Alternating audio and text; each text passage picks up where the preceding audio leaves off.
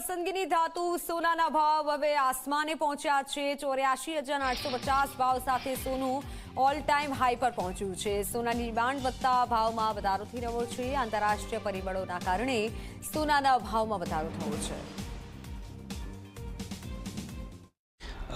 સોનાનું મૂળ જે કમોડિટી થઈ ગઈ છે। સોનું પહેલાં છે ને ઘર જરૂરિયાતની વસ્તુ હતી, લગ્ન પ્રસંગની, સેફ્ટી સિક્યોરિટીની વસ્તુ હતી। આપણા હિન્દુ સનાતન ધર્મમાં દરેક ભગવાનની મૂર્તિની નીચે સોનું મૂકવામાં આવતું।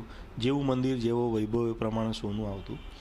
અને ત્યાંથી બહાર નીકળીને એ મારા તમારા મોંઘા જે મોબાઈલો છે એમાં પહોંચી ગયું છે, ઇન્ડસ્ટ્રીયલ યુઝમાં પહોંચી ગયું છે, સામાન્ય લાઇટનિંગ ચાર્જરમાં પહોંચી ગયું છે। તમે અને હું જે આ માઇક પર વાત કરીએ છીએ એમાં જે તાર છે એની ઉપર સોનાનું કોટિંગ છે। સોનું ઓલ ટાઈમ હાઈ એટલે કે 84,850 તો આંતરરાષ્ટ્રીય સ્તરે પણ $2800 નજીક પહોંચી ચૂક્યું છે। આ પાછળ મુખ્યત્વે કારણમાં યુએસમાં નવી સરકાર બેઠી અને ઘણા બધા કન્ટ્રી ઉપર નવા કરવેરા ઝીકાયા છે।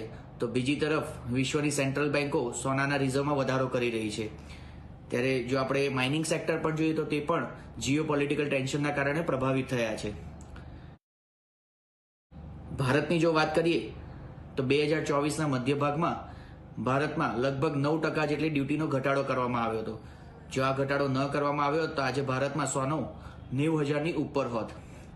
આવતીકાલે બજેટ રજૂ થવાનું છે। જો બજેટમાં સોનાની ડ્યુટી ઘટે કે વધે તેના ઉપર સોનાનું ભવિષ્ય નક્કી થશે। જો સોનાની ડ્યુટી 2%થી 4% વધે તો સોનું 87,000થી 88,000 નજીક કોટ થઈ શકે છે। જો સોનામાં ડ્યુટી ઘટે તો સોનું લગભગ 81,000થી 83,000 વચ્ચે આવી શકે તેમ છે। જ્યારે ચાંદીની વાત કરીએ તો આવનારા સમયમાં ચાંદીમાં પણ નોંધપાત્ર ઉછાળો થઈ શકે તેમ છે। તો સમાચારોમાં હાલ બસ આટલું।